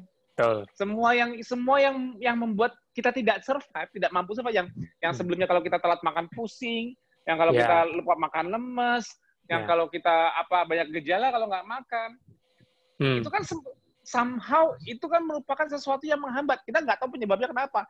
Kita cuma tinggal memberikan jawaban justifikasi ke diri kita sendiri. Aduh, kok aku lemes ya? Apa karena aku belum makan ya? Sebelum KF kan kita gitu dengan mudahnya kan, Pas makan, oh iya, habis makan aku seger. Pas minum teh manis, oh iya, habis minum teh manis aku seger lagi. Kita nggak ngerti apa yang terjadi. Pokoknya ada opsi untuk mengembalikan tenaga, diambil dulu. Dan karena kalau manusia di masa lalu nggak ada pilihan kayak gitu. Aduh, belum ketemu buruan gue udah lemes nih, gue mesti minum teh manis dulu. Mana pabrik gulanya? Mana itu nggak ada. Jadi nggak mungkin terjadi situasi seperti itu untuk survival. Jadi tubuh kita saat dikondisikan untuk memiliki survival metabolism, apapun yang kita anggap dulu kita merasa sehat, tapi merasa nggak sehat saat nggak makan, itu muncul lagi. Bakal dikeluarin apa yang menghambat kita kok bisa. Yang kemarin-kemarin kalau kita nggak makan baru seger, nggak makan nggak seger, apa sih yang menghambat? Penyakit apa sih yang ada di dalam, yang ngumpet, yang ngumpul, yang numpuk, racun apa ya, posisi di mana? Buangin dulu. Makanya sampai kita harus melalui yang kata kayak contohnya kayak Mbak, ya mungkin nggak kelihatan secara gejala karena jalur detoksnya misalnya lancar, tapi efeknya di kulit apapun itu proses bersih. Karena in the end saat Mbak makin lama KF, saat tidak makan itu makin mudah, bener nggak? Kalau kita makin lama KF, tidak makan itu makin sulit apa makin gampang? Di awal cuma skip sarapan, lama-lama kitanya malas makan, lama-lama makannya bisa 1 meal a day atau paling banyak 2 kali. Jadi seiring kita KF makin lama makin tidak mampu makan apa makin nggak kuat makan apa makin mampu untuk tidak makan? Mampu tidak makan. Kalau jawaban semua warrior ialah makin mampu tidak makan, artinya tubuh kamu makin mampu untuk survive nggak? Aku tanya. Betul. Kalau tubuh kamu makin mampu untuk survive, artinya yang penghalang kemampuan survival kamu sudah dikeluarkan belum? Aku tanya balik. Sudah. Selesai. Kamu melalui apa aja? Nah itu, jadi jangan heran apa yang terjadi orang dengan KF. Itu yang sebenarnya. Dia nggak mau melalui itu, padahal tubuhnya nggak peduli lu mau melalui apa enggak. Kalau gue ini nggak gue keluarin, kemampuan kita untuk bertahan hidup nggak berkembang. Makanya makin lama orang di KF itu makin merasa dia fit, makin merasa dia tidak ketergantungan makanan lagi. Jadi dia makin adapt. Itu yang sebutnya namanya keto adaptation atau adaptasi dengan kondisi ketosis seperti itu. Artinya ujungnya ialah meningkatkan kemampuan survival bertahan hidup. Walaupun kita tinggal di lingkungan yang tidak butuh kemampuan bertahan hidup seperti kita sekarang. Tidak butuh kemampuan untuk tidak makan. Sekarang siapa yang butuh tidak makan? Justru malah kalau kita tidak makan malah dibully. Lu kenapa nggak makan? Belum lapar. Nggak lemes enggak. Tapi yang lu nggak asli. Yang selalu ketergantungan makan 3 kali sehari malah bully kita. Ngomong-ngomong kemampuan survival gue kan lebih tinggi, kenapa lo yang bully gue ya? Kan lucu kan? Itu justru yang makanya aku bilang kalau kita sebagai warrior itu kita jangan mau dibully, jangan mau di pressure. Justru kita tahu yang benar, kita bisa justify gaya hidup kita kenapa. Dulu aku nggak bisa kalau nggak makan ini, nggak bisa makan itu. Dulu aku ngeluh ini, ngeluh itu. Sekarang dengan jalan KF, aku udah nggak pernah ngeluh. Aku merasa fine aja. Aku makan bisa lebih sedikit. Itu kalau aku bilang superioritas. Superioritas kita dibanding khalayak umum. Jadi jangan mau sebaliknya khalayak umum membuli kita. Justru kita superior. Kita memiliki kemampuan superior untuk survival dibanding orang lain. Yang dia bisa merasa superior kalau dia udah makan dulu. Gitu loh. Jadi banggalah jadi seorang warrior. Jangan mau dibully. Kalau kita tahu cara menjawabnya, selesai mereka. mungkin sedikit terintimidasi tapi aku terkesan loh waktu momen lompatan imannya Mbak Mada itu ya. Jadi 2-3 bulan pertama masih dalam kondisi buruk rupa muncul itu bisa jawab seperti itu luar biasa banget. Dan itu memang ya harus bertahan. Saya juga kan ini Mas Tio, mulai awal dapat informasi KF itu kan waktu itu saya masih aktif di Facebook juga, jadi ada ikut grup di Facebook juga, masuk di sana. Testimoni dari teman-teman warrior lainnya itu kan udah banyak dan menguatkan perkembangannya kan? Itu juga. Iya. Mbak, sekarang udah berapa lama nggak punya Facebook? Udah berapa lama? Setahun kali ya. Setahun ini KF Challenge lagi rame-ramenya. Mbak, buka Facebook langsung kaget. Wow, itu udah yang kalau dulu Mbak sebelum ada KF Challenge itu aja udah bisa menginspirasi Mbak untuk tetap tetap stay KF apa-apa. Apalagi sekarang aku lagi mati-matian bikin berbagai macam program untuk membuat warriorku tetap bisa menginspirasi. Kendor semangatnya. Iya. Entah itu dari KF Challenge, tidak pernah surut semangatnya, tidak pernah kendor sama orang. Aku adain TFH seperti ini biar ilmunya nggak pernah surut. SFH, pokoknya aku bikin jangan sampai api penyebaran dari awareness kita surut. Aku nggak bakal biarkan itu terjadi apapun caranya. Aku bikin global awareness-ku jalan. Entah mau aku modalin gede-gedean, yang penting global awareness-ku jalan. Jangan sampai KF itu cuma seperti dia-dianya yang cuma pasang surut. Oh, kemarin lagi ngetren ini. Oh, kemarin ngetren mayo apa-apa. Sekarang udah kedengeran. While I'm here, selama aku ada, KF rollingnya harus makin gede. Gak boleh mengkecil. Anything, pokoknya. Tapi aku nggak bisa melakukan ini sendiri. Harus rame-rame. Semakin banyak yang menginspirasi, entah itu dari KF Challenge, entah dari awareness. Ya itu makanya aku bilang, yang bikin semangat, yang bikin orang-orang pada semangat ini, hidup. Jadi aku membuat grup kita hidup. Ya mungkin ada grup-grup WA di daerah-daerah yang udah mulai sepi apa-apa. Oke, misalnya karena kesibukan, karena ada pandemi apa-apa. Tapi jangan pernah semangatnya surut. Aku takutnya cuma kalau orang keluar dari grup FB apa-apa nggak ada penyemangat di luar loyo. Loyo itu artinya gini, bukan loyo secara fisik. Loyo semangatnya, loyo gampang digoda, loyo gampang cheating. Coba deh kalau kita lihat kayak misalnya di Facebook lihat, oh saya perjuangan dulu saya dari sakit jantung, sakit ini. Kita baca testimoni orang kan kayak selalu dicas terus semangatnya. Yes. Nah, jangan makanya kenapa aku buat KF Challenge walaupun cuma iming-iming hadiah cuma kaos sneaker itu nggak seberapa. Tapi lihat efek riak yang dihasilkannya apa. Jadi sebetulnya aku yakin orang-orang di KF Challenge itu nggak niat gue mau dapat sepatu, mau dapat ini, nggak juga. tapi basic ya mungkin masa ribuan atau ratusan yang pada ikut ngarepin dia juara satu terus kan nggak mungkin, pasti ada masanya. Tapi intinya dia menciptakan suatu apa ya? Gelombang. Ayo rame-rame. Jadi nggak malu lagi untuk memberikan inspirasi. Tuh. Tadinya bahkan aku lagi pengen ngangkat orang-orang yang punya penyakit berat apa-apa yang dia selama ini ya ketemu di Japri sama aku bilang, Mas Tio, alhamdulillah terima kasih saya udah sembuh dari ini. Ya aku sih nggak enak kalau nyuruh ikut KF Challenge langsung, tapi secara nggak langsung kalau dilihat animonya, kok lagi rame ya. Aku juga mau memberikan testimoniku karena flow-nya lagi sedang terjadi. Kan nggak mungkin tiba-tiba ini di grup sepi. Di grup cuma ada nanya, KF itu gimana ya? Share makanan apa-apa gitu doang. Tiba-tiba gue mau posting foto Devo gue. Ya, kalau ada orang yang pede, ada orang kan yang nggak pede. Ya. Tapi yang nggak pede ini siapa tahu juga memiliki something yang bisa diceritakan. Nah, mereka itu berani mengeluarkannya saat ada lagi rame-rame apa sih? Aku juga mau Gitu loh. Jadi di IG-ku ada loh Devo, Mas. Di IG-ku udah ada juga. Aku udah pernah coba KF Challenge di IG, Mbak. Aku udah pernah coba KF Challenge di IG, nggak jalan, Mbak. Kayaknya yang jalan itu harus dalam satu grup. Kalau IG itu kan terfokus ke satu orang, misalnya follower Mbak, apa yang misalnya.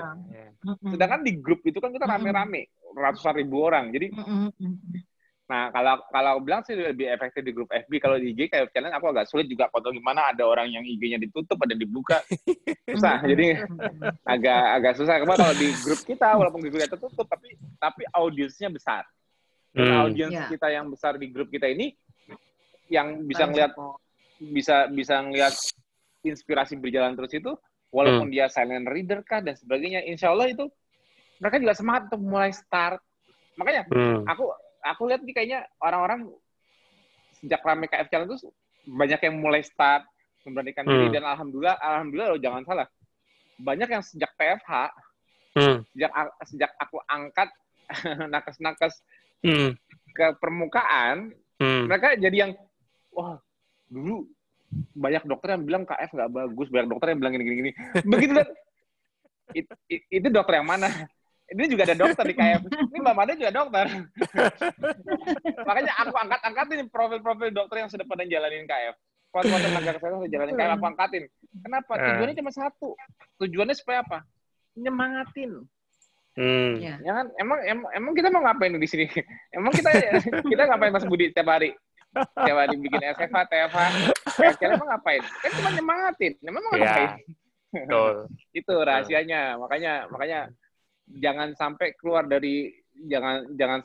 dari grup berusaha masuk komunitas yang apa, misalnya anggap aja grup ini juga sedikit pesan buat para warrior, misalnya ini ada yang di daerah mana yang grupnya lagi sepi ya karena suatu hal pandemi atau memang karena masalah ekonomi sekarang, resesi dan sebagainya, cari grup yang rame. Kenapa? Cari inspirasi, cari untuk supaya saya tetap semangat, carinya di grup. Itu pasti yang inspirasi bukan 1-2 orang, banyak gitu. Pokoknya intinya insya Allah lah, ntar aku somehow nanti aku biasanya ketemu ide lagi gimana supaya apinya berkobar terus, kalau bisa membara. Tapi memang tujuannya itu tadi aku dapat rangkuman dari kata-kata Mas Tio itu memang mungkin ini penyebabnya salah satunya sifat hedonitas manusia ya. Jadi pada saat menjalani KF, memang dia sudah ada di komunitas, tapi somehow aku rada serem-serem nih dengar begini, begono, AC-nya nanti begini, begono. Jadi karena hedon, jadi saya enggak maulah jalanin, ya kan, sampai nanti kayak gitu ibaratnya. Jadi memang yang bisa meyakinkan ya satu, memang harus diri sendiri. Seperti tadi Mas Tio bilang kan, kalau cuman sekedar ini cuman meramaikan ini sebatas diet, yakin deh. Begitu berat badan tercapai, ya sudah. Ya kan? Begitu secara estetika tercapai, terjalani, coba berapa banyak yang CLBK itu pasti pada ngaku, iya sih, saya mau CLBK karena badannya udah nggak enak lagi. Lah itu terus kemarin jadi sorry ngomong rada meninggalkan KF gara-gara estetika, kemana larinya? Ibaratnya begitu. Tapi ya itulah, teman-teman harus bisa mulai mereview lagi sebenarnya kita ini mau di KF mau ngapain gitu loh. Dan kan di Mas Tio melakukan TFH, SFH ini bukan mau narik member untuk apa. Ya kan? Orang-orang yang berbagi di TFH dan SFH itu murni berbagi testimoni, percaya enggak percaya ya dari teman-teman sendiri. Ya kan? Ilmu aja dibagiin Mas Tio gratis. Ibaratnya begitu. Karena apa? Karena pressure-nya gede, Mas. Karena makin gede KF, makin besar pressure-nya. Makin besar pressure-nya orang di sekitar yang nggak suka KF, kan gini loh. Ya lihat aja media aja banyak yang suka bikin berita hoax. Maksudnya suka tiba-tiba kalau nggak makan karbo bisa gini tanpa basic scientific, tapi kalau benar-benar diadu sainsnya juga nggak bisa. Ya misalnya kayak wow nggak bisa itu kata ahli gizi ini cuma bisa 6 bulan, kata ada ahli gizi ngomong cuma 6 bulan, akhirnya dokter ikut ngomong 6 bulan. Ada ini gini.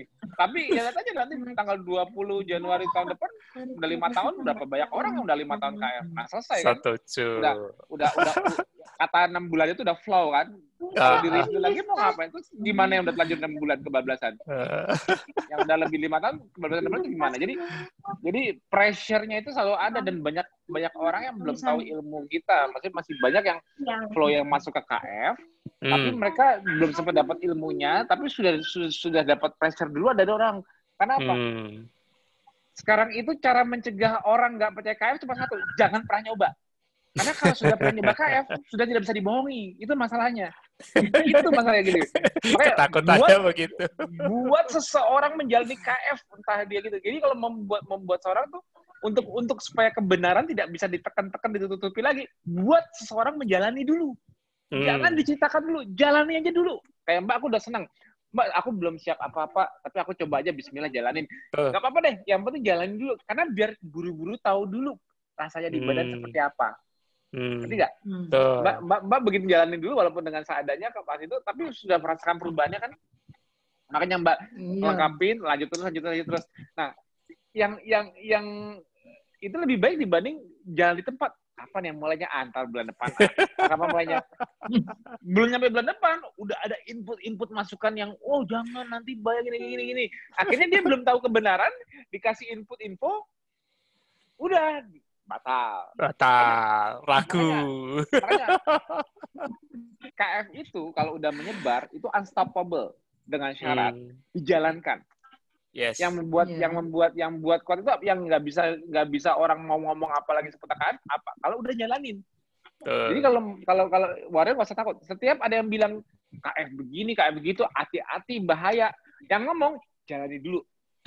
Jangan lama-lama. Jangan sampai ke timeline yang persepsi kita di awal bahaya, lebih dari 3 bulan bahaya. Ya udah kamu 3 bulan aja, tapi jalanin. Jangan hati-hati dulu, jalanin. Aku udah jalanin loh, aku udah sampai setahun-tahun. Kamu belum pernah jalanin, udah bilang nggak boleh 6 bulan. Makanya, jalanin dulu.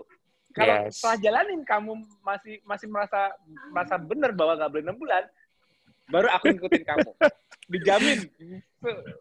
Tetap pasti nggak boleh. Pasti lebih dari 6 bulan, pasti gue kenapa-napa nih. Oke, gue cobain. Misalnya dia berani nantang, oke, gue jalanin 6 bulan. Tapi gue nggak mau lebih dari 6 bulan ya. Iya. Bisa aja ngomong sekarang. Ketemu lagi 6 bulan kemudian, gimana? Nih, makan karbo lagi? Enggak.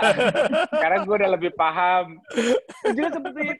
Ujungnya selalu seperti itu. Trust me. Perang kita cuman gimana cara membuat orang mencoba. Iya. Di luar spekulasi lain-lain. Kenapa? Yang membuat KF itu berjalan itu bukan karena cerita kita. Bukan karena, Mas Tio tahu semua tuh ilmunya. Kalau mau nanya ilmu, Mas Tio aja. Percuma kalau dia nggak jalanin juga percuma. Betul. Emangnya ngerti semua yang aku ceritain? Belum tentu juga kan. Mau nanya, ini dikasih Mas Yo ada 50 jurnal terbaru. Dibaca doang. Udah jadi? Belum saya baca jurnal. Kapan ya? Entahlah, kalau udah saya baca jurnal baru saya coba. Capek. Akhirnya nggak pernah jalanin. Makanya warrior kita itu sebanyak itu bukan karena warrior kita. Warrior kita kok pada konsisten ya?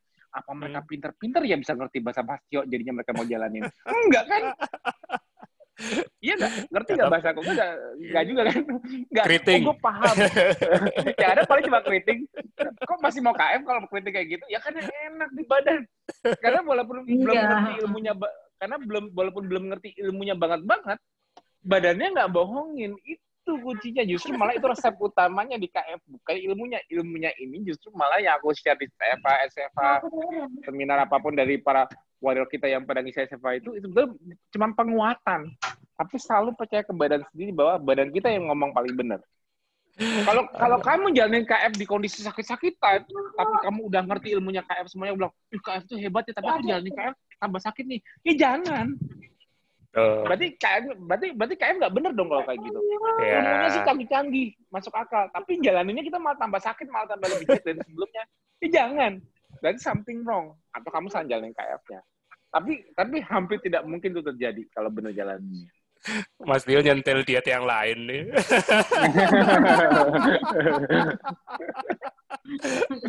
tapi ini terkait loh sama testimoninya Mbak Mada nih ya. Tadi aku dapat modalnya udah nekat kan, nggak pakai amunisi. Udah gitu penggemar sayur sama buah lagi ya kan. Luar biasa loh. Jadi teman-teman yang dengerin TFH ini ya sekali lagi seorang dokter yang juga masih penggemar sayur dan buah berani dan malah punya lompatan iman. Terus mau tunggu apa lagi sekarang? Sedikit bertanya Mbak Mada. Tadi kan sempat ngomong tuh sempat kegoda ya kan. Nah, waktu sempat makan itu ada reaksi nggak sih? Waktu sempat makan sayur dan buah yang berwarna-warna gitu. Ya, nggak banyak sih. Paling pengobat rindu ya, Tapi berasa pengobat rindu. Berasa saya tuh alarmnya itu kenceng di leher belakang itu. Kalau kemasukan karbo berasa. Ada berapa kali ngalamin gitu Mbak? Maksudnya sampai benar-benar kapok? Atau masih sampai sekarang masih belum kapok? Enggak. Sekarang udah rasakan, artinya gini, kalau mau nyoba-nyoba, kalau mau nakal-nakal, nanti enaknya nggak seberapa, sakitnya iya, gitu. Jadi, udah nggak usah, mending nggak usah. Mantap. Jadi enggak sepadan ya sama sebatas lidah ya, maksudnya Betul. enak ketemunya itu hanya sebatas lidah, tapi berasanya pusingnya nggak hilang-hilang, itu bikin kapok. Setuju. Nah itu yang bahasa-bahasa kayak gini Mbak Mada yang teman-teman itu perlu untuk tahu. Maksudnya ini seorang dokter yang juga udah mungkin lebih paham ilmu, tapi belajar untuk mengenali reaksi badannya sendiri, belajar untuk trust gitu loh. Bukan karena disuruh, itu bahaya loh. Kalau nggak makan sayur lah, buktinya begitu makan sayur sama buah kok ya pada kaku semua. Ya kan? Kalau misalnya menyalahkan ketonya, taruhlah Mbak Mada terus habis itu nggak jalanin KF lagi. Tubuhnya juga akan jujur begitu kembali ke pola yang lama, coba tebak, badan makin sakit apa enggak? Iya kan? Ibaratnya kalau badan makin sakit, parameter lab mulai kembali ke angka-angka dulu yang mulai mengkhawatirkan, nah itu kan udah kejujuran dari tubuh sendiri. Masih mau berapa lama lagi yang ibaratnya? Yang paling gampang ini Mas Bobi. Mas Bobi, zaman-zaman dulu sebelum KF itu kan gampang banget batuk, pilek, apalah gitu ya. Secara kan di rumah, saya kerja di puskesmas ya, waktu itu kan juga kontak dengan pasien banyak. Jadi memang lebih rentan karena penyakit-penyakit yang ringan dan yang lucu sebetulnya batuk pilek itu kan sehari-hari. Tapi sejak KF itu yang namanya jarang, hampir tidak pernah saya batuk dan pilek gitu. Jadi yang maksudnya penyakit yang paling mudah kena di orang ya, entah karena pergantian cuaca, entah karena memang banyak banyak terinfeksi virus-virus itu, tapi alhamdulillah sejak KF itu hampir tidak pernah batuk atau pilek. Betul. Aku pun ngalamin itu, Mbak. Dulu aku kalau udah musim pancaroba, dulu masih kerjaannya sales gitu ya. Keliling naik motor, kalau sudah pancaroba, pergi kehujanan, pulang kering sampai kehujanan lagi. Nah, itu udah pasti besoknya udah teler. Ini bukannya nantangin sih, tapi daya tahan memang jauh lebih ini. Dan ini kadang-kadang teman-teman itu sekedar sempat alpa ya, maksudnya sempat kelupaan bahwa manfaatnya itu jauh lebih ini. Benar pressure itu besar, benar tekanan itu pasti akan dialami. Tapi ayo percaya sama tubuh sendiri gitu loh, ibaratnya. Apakah menjalani KF ini hanya untuk estetika atau hanya untuk sekedar dapat kaos dari Mas Tio? Sayang lah. Itu cuma penyemangat, itu nggak seberapa. Aku lebih senang nggak apa-apa aku keluar kaos cuman sama sneaker, itu nggak seberapa dibanding kalau aku ngeliat makin banyak warrior yang bertambah banyak, makin banyak menyelamatkan orang. Ya, insya Allah itu bagian dari sedekahku, dan dari yang lain aku dapat lebih banyak. Hanya cuma dengan mengeluarkan segitu, dari yang lain aku dapat lebih banyak. Pokoknya jangan selalu menyemangati, itu cuma bonus doang. Pokoknya selalu menyemangati. Karena apa? Nantinya kayak contohnya nih Mbak Mahda. Sekarang dulu orang nakut-nakutin, dulu apa-apa, sekarang aku jamin yang ngomong ke Mbak Mahda gini, hebat ya kamu bisa konsisten. Kalau aku nggak sanggup, kalau aku kayaknya masih belum sanggup deh. Paling cuma bisa ngomong itu doang. Bener nggak? Sering banget. Sering banget kan? Itu banyak itu yang bilang nggak sanggup kalau yang diet model. Oh ini bukan diet, sekali lagi ini bukan diet. Gitu. Enggak. Kalau yang kayak gini aku nggak mampu. Tapi mereka sudah melewati masanya membuli Mbak yang bilang ini bahaya ini. Udah lewat. Karena mereka udah lihat sendiri Mbak jalannya udah sampai 3 tahun. Masa mereka untuk awalnya dulu nakut-nakut, kamu sih gini, kamu udah jangan stop, aku sayang sama kamu, makanya kamu jangan sampai sakit, udah kamu stop aja gini. Masanya itu udah lewat. Sekarang masanya mereka cuman ya bagus sih, tapi kayaknya aku nggak sanggup. Gitu. Ada masanya di mana yang tadinya ngebully akhirnya cuman ya bagus sih. Mereka udah nggak bisa bilang gini. Ngomong apa-apa. Mereka udah nggak bisa bilang gini. Lihat aja nanti. Ingat nggak? Dulu 2016 banyak yang ngomong lihat aja nanti.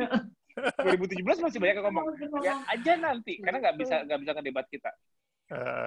Sekarang udah 2020. Iya sih. Yang waktu itu ngomong lihat aja nanti, mana ya? Kok nggak kedengeran lagi? Yang ada, ya aku cuma nggak sanggup. Betul. Maksudnya bilang, aku cuma nggak sanggup kalau karena mereka nggak sanggup itu apa? Karena ngelihat. Tapi sebetulnya tahu nggak Mbak? Orang-orang yang dulu bilang Mbak seperti itu, yang tadinya aku nakutin dan sekarang bilang nggak sanggup, dia itu salut sama apa? Ya. Salut sama konsistensi, salut sama dedikasi. Kok Mada sanggup ya? Kok Mada bisa ya? Sebetulnya jujur, itu juga bukan 100% kehebatan dedikasi Mbak, jujur ya. Bukan karena Mbak segini. Tapi sebetulnya kenapa? Karena badan Mbak seiring waktu mendukung Mbak untuk melakukannya, bukan mempersulit, makin mempermudah, betul nggak? Mempermudah Mbak untuk tidak terlalu craving lagi. Kalau dulu kan Mbak mungkin berjuang untuk tidak cheating, berjuang untuk tidak itu. Awal-awal tuh perjuangan. Tapi kalau sekarang, kalau dibilang full dedikasi, nggak juga. Kenapa? Karena somehow secara fisiologi, Mbak adiksinya udah nggak ada. Apa yang udah, mau diperjuangkan ya, aku sih suka sayur dan buah, tapi kalau sekarang sih nggak dapat pun nggak apa-apa. Nggak kayak dulu. Kalau dulu tahan, bener nggak? Karena fisiologi Mbak udah membersihkan adiksinya juga. Jadi bukan perjuangan yang berat lagi makin lama. Jadi kalau orang lain sih ngeliatnya, ih gila dia tahan ya. Jadi orang lain membayangkan Mbak itu menahan, nggak bisa makan durian ditahan-tahan sampai 3 tahun. Ini Mbak Mada, anggap aja Mbak Mada dulu suka mangga, rambutan, durian misalnya.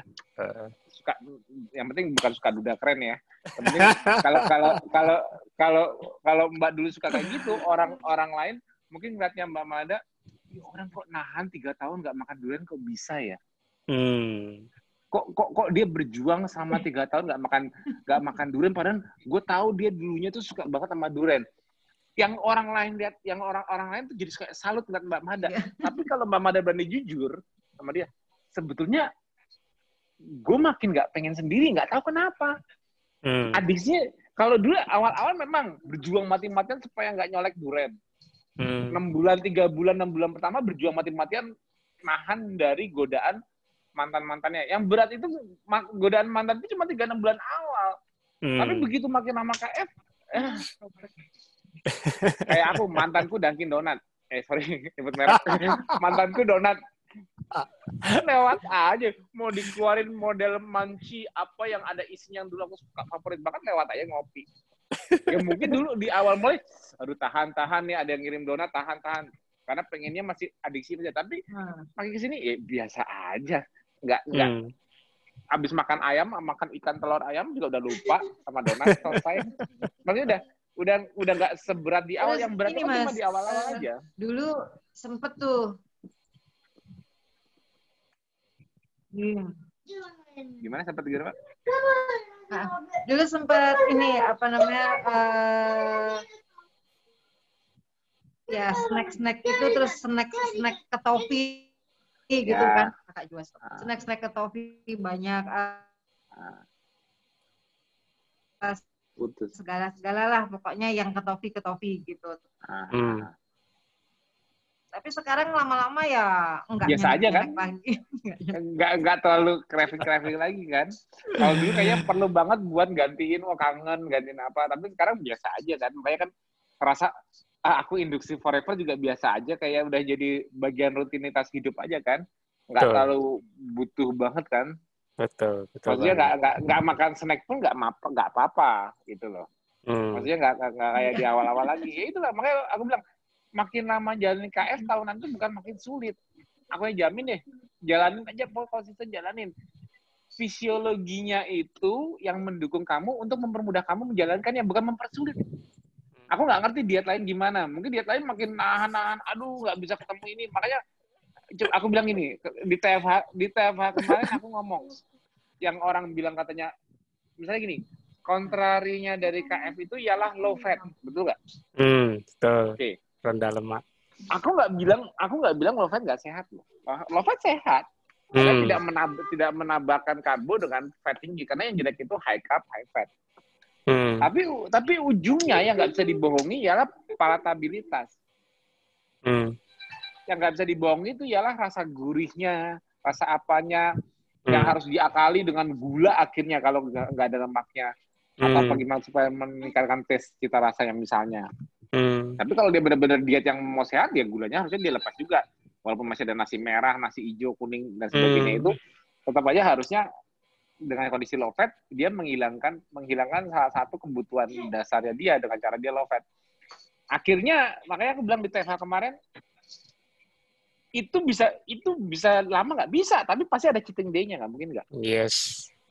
Pasti ada cheating day-nya, nggak mungkin nggak ada cheating day-nya. Seminggu sekali lah, sebulan 2 kali kah, entah, pokoknya ada cheating day-nya di mana dia akhirnya masuk fat juga.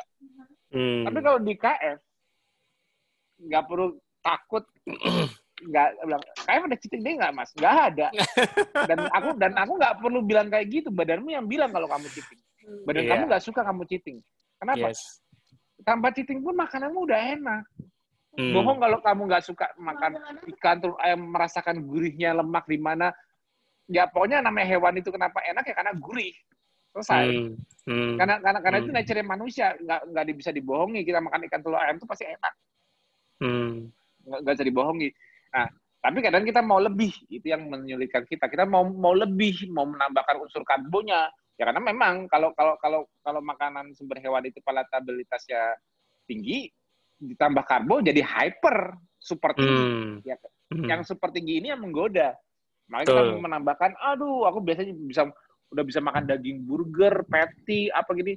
Aduh, sekali-sekali pengen pakai bannya, pakai rotinya biar jadi hyper. Padahal dengan makan dagingnya aja kamu udah enak. Tapi kalau kamu dikasih suruh makan rotinya aja, kamu kan cuma makan rotinya doang, nggak ada isinya. Kayak makan roti tawar doang, nggak ada isinya. Gurihnya dari mana? Ya makanya orang supaya enak, roti tawar itu antara dikasih manis atau gurih. Entah selai kacang, atau dikasih selai coklat yang manis. Intinya harus ada rasanya. Kalau karbonya sendiri tawar, nggak ada rasanya. Atau ditambah dagingnya, sosis, apapun itu untuk menambah. Tapi intinya yang kamu makan sekarang ini selama menjalani KF, itu more than enough. Kamu makan sumber hewani terus, dan kamu tidak mungkin komplain di lidahnya. Aduh, nggak enak nih makananku, ikannya nggak enak, ayamnya nggak enak. Ya, tinggal atur masaknya gimana supaya lebih enak di pola gini. Tapi tidak butuh lebih. Malah kalau nanti akan sampai Mbak Mahda udah sampai di fase dimana kadang-kadang dalam sebulan atau seminggu makannya itu terus karena bingung mau makan apa lagi. Udah itu aja lah. Pernah nggak Mbak sampai di fase itu? Ada fase bingung. bosen. Maksudnya ya makan, tinggal makan aja lah. Ada ikan makan, ada ayam makan, telur makan. Mbak Mahda pernah ngalamin kayak gitu nggak? Maksudnya nggak terlalu, aduh harus masak something apa ya untuk merangsang gitu. Pernah nggak? Ntar si unmute ya. Halo Mbak Mahda. Iya. Ya, silakan. Halo ya, masuk nggak? Ya. Masuk. Udah lewat itu mas kalau sekarang. Iya. Ya pokoknya apa yang ada mau makan. Apa yang dimakan makan aja, pokoknya udah nggak mau yang aneh-aneh gitu loh. Kayak nggak jadi mikirnya kok gue nggak bosen ya makan ini terus. Kan nggak bosen ya. Kayak aku nih, aku tuh paling sering mengalami, jadi kayak ya kalau sekarang ini lagi rame dikirimin sama Warrior aja. Tapi aku lagi paling sering itu kemarin itu kalau apa ya masih ada rendang, ya udah rendang aja terus. Mau sampai 2 minggu rendang terus, ya biasa aja.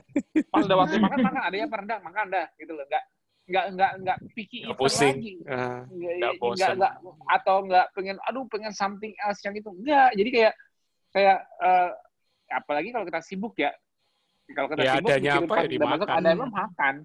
Pokoknya, harus cari makan dulu, ketemunya apa, ada telur, nggak ada, susah cari makan, ke warteg cari telur, apa, ada telur, ada ikan teri, apa, makan aja yang ada, udah, yang penting kan udah kenyang, udah selesai, udah kenyang kan kita nggak mikir makan lagi, selesai kan, nggak kebayang-bayang apa-apa, tapi mungkin dulu zaman karbo, aduh pengen mie ayam, besok ketoprak, besok habis itu makan rendang, habis itu cari yang lain lagi, apa, pizza, kayak nggak pernah terpuaskan gitu loh, selalu pengen ganti ini ganti itu. Mungkin pernah ngalamin zaman masa karbo dulu. Kalau di KF ya kalau di KF Indian, percaya deh sama aku, ini juga bagi para warrior yang nonton, lihat orang-orang yang udah tahunan jalanin KF, akhirnya mereka itu tidak sesulit di awal. Mereka ini didukung. Tubuhnya bakal mendukung untuk menghilangkan adiksinya, rasa pengennya, apanya. Jadi begitu kita lama menjalankan KF itu makin lama tidak makin sulit, tapi makin mudah. Tapi bagi orang lain yang sekitar kita melihat, ih gila, ini orang konsisten banget ya, padahal gue tahu banget tuh dia dulu sukanya makan donat, gue tahu banget dia suka makan durian, gue tahu banget dia suka makan ini, tapi dia sampai sekarang udah masih kayak masih. Ih hebat ya, gue sih nggak bisa kayak lo. Nah, yang bilang gue sih nggak bisa kayak lo, karena dia memposisikan diri dia belum pernah merasakan metabolisme ketosis seperti apa. Karena kalau dia di kondisi metabolisme dia sekarang masih makan karbo, jelas dia nggak mungkin kuat menahan adiksinya dia. Wah, gue pencinta nasi kok. Gue nggak bisa, gue sampai 3 tahun nggak makan nasi. Kesannya kayak susah bagi dia yang nggak ngerti kita. Padahal, ya, gue sebetulnya juga nggak super banget. Gue nggak nahan hawa nafsu gue selama itu, terus gue menderita 3 tahun, ya nggak juga sih. Ya somehow gue lebih biasa aja. Jadi yang itu yang aku bilang. Fisiologi kita akhirnya mendukung kita. Kenapa? Karena akhirnya kita digiring untuk memiliki kemampuan survival metabolism. Di mana kemampuan survival metabolism itu di ujungnya itu hadiah kita. Superioritas kita dibanding orang lain. Betul. Artinya kita melihat orang lain masih craving ini, masih bingung makan apa ya, keluar kantor makan apa ya, gini bingung mau nyari apa, kayak mau hunting makanan terus hidup untuk makan terus. Sedangkan kita ya udah makan aja. Kayak misalnya Mbak Mada, udah nggak usah pusingin aku, nanti mama yang pilih aja. Kalau papa makan aja, mau ngajak makan makannya. Tapi Mbak Mada udah dengan gampangnya tinggal mama nanti gampang lah milih, nggak usah gini-gini. Sedangkan mungkin suami Mbak mikir, aduh, apa nggak pengen ya istriku makan ini? Apa nggak pengen ya dia gini-gini? Karena dia belum pernah merasakan. Tapi Mbaknya nyantai aja kan. Udah, nggak usah bikin aku. Bener nggak? Ya itu sebenarnya berlaku teman-teman Mbak juga. Teman-teman yang masih pada usil-usil gitu, lu nggak pengen makan kue dah? Udah, makan aja. Gue sih nggak apa-apa. Gue nggak apa-apa kok, swear. Nggak ngiler, nggak. Akhirnya orang-orang yang tawuran itu ngomongnya seperti itu. Kenapa? Bukan karena mereka hebat. Ya, somehow, ya awalnya mereka hebat karena mereka menjaga konsistensi. Tapi makin kesini bukan makin hebat karena kemampuan menahan konsistensi. Tetap menahan. Bukan. Tapi malah fisiologinya juga sudah mendukung untuk dia tidak craving segede awalnya lagi. Itu yang aku jamin. Time will tell the truth. Itu kuncinya. Jalanin terus, konsisten. Nanti akhirnya, kata Mbak Mara tadi apa? Berbuah manis. Yes. Nanti akhirnya indah. Kan indah pada waktunya. Indah pada waktunya, ya. Ya itu, obat iman. Sekarang. Belum indah sih. Bulan darah masih dalam 100. Lebih sehat loh sekarang. Kalau masing-masing pencapaian tiap orang memang berbeda-beda. Nah, tapi harus temukan masing-masing teman-teman yang di sini yang mungkin sudah CLBK tadi mungkin sempat kesindir sama Mas Tio, jangan baper lah, tenang aja. Tetap dilayanin kok Japriannya. Yang penting sabar aja. Tapi ya itu, selain sabar, ya mesti temukan. Tapi aku perlu menyampaikan perkataan itu sekarang. Ya. Nyesel nggak? Karena jadi tadinya aku cuman nggak pernah nasihat kayak gitu, sekarang aku tanya gini kalau yang CLBK. Nyesel nggak? Bukannya aku nyindir atau gimana, aku judes atau gimana, bukan. Itu supaya jadi pecutan, supaya tidak terulang kembali. Jangan kalah dengan kata orang. Ya. Karena dia nyeselnya belakangan. Nyeselnya setelah dia pengaruh ini, pengaruh itu, dia keluar KF, padahal dia tahu lebih sehat. Karena dia takut ini, dia kalah dengan lingkungan, kalah dengan omongan orang, dan yang kalahnya dengan orang nggak pernah menjalani apa yang dia jalani. Jadi dianya merasa sehat, tapi karena pressure sebagainya, akhirnya dia kalah. Makanya aku tambahkan kata nyesel nggak tadi sama Japrianku itu. Kenapa? Pada saat dia mulang, iya ya kan, betul juga kata Mas Tio ya, gue nggak mau sampai gue nyesel lagi, gue harus tahu mana yang terbaik buat diri gue sendiri. Itu tujuannya, bukannya aku jutek atau gimana, aku malah nggak jutek. Aku yang ketemu juga belum. Kalau aku tenang, walaupun aku pokoknya bagi yang sering pernah dapat jawaban aku, kalau aku cuma jawab singkat, cuma jawab apa, itu bukan karena Mas Tio kok orangnya sombong ya, kok orangnya jutek banget, maksudnya jawab cuma segitu-segitu doang. Bukan, karena yang ngantri masih banyak. Jadi aku singkat, padat, tepat. Jadi jangan baper kalau aku itu bukan karena kok udah nunggunya misalnya dari pagi Japri sore dibalas, jawabannya langsung to the point, nggak ada basa-basi. Jangan baper ya, karena masih banyak. Karena aku orangnya asik kok. Kadang-kadang ada yang bilang lucu, kadang-kadang ada yang bilang koplak. Itu gara-gara main bola. Iya, kadang-kadang aku yang ketimpa soalnya ada beberapa warrior, Mas sudah konsul sama aku terus dia ngomong, itu memang Mas Tio jawabnya pede-pede ya. Aku ngakak langsung. Aku udah tahu ini pasti aku habis dari Mas Tio ini. Iya, berarti pendek-pendek itu karena tapi kan aku jawabnya selalu insya Allah jawabnya sesuai dengan Memang apa yang dia mau. Kan aku kan betul. misalnya kan biasanya kalau jawab aku udah ninggalin cerita segini, tapi aku cuma ngasih beberapa kalimat. Tapi beberapa kalimat itu poin yang harus kamu lakukan, bukan itu.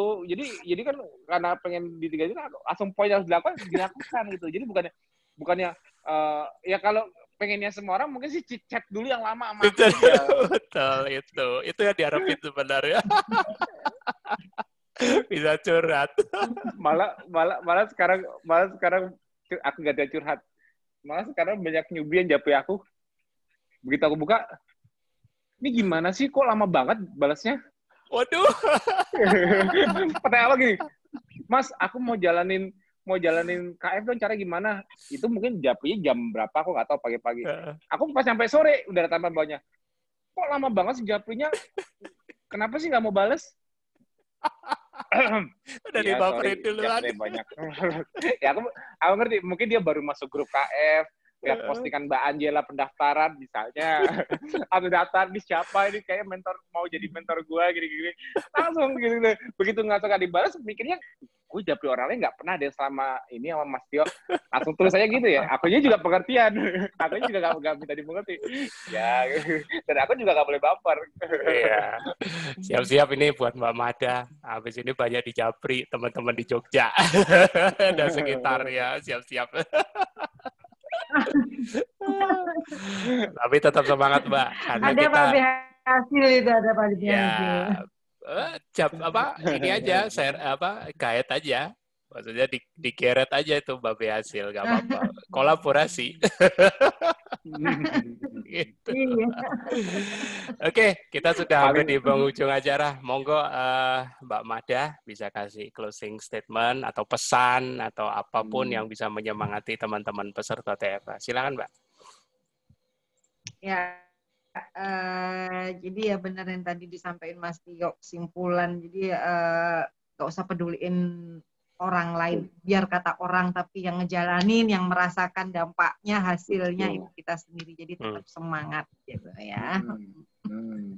Udah gitu aja, salam sehat. Ngikut padat dan singkat.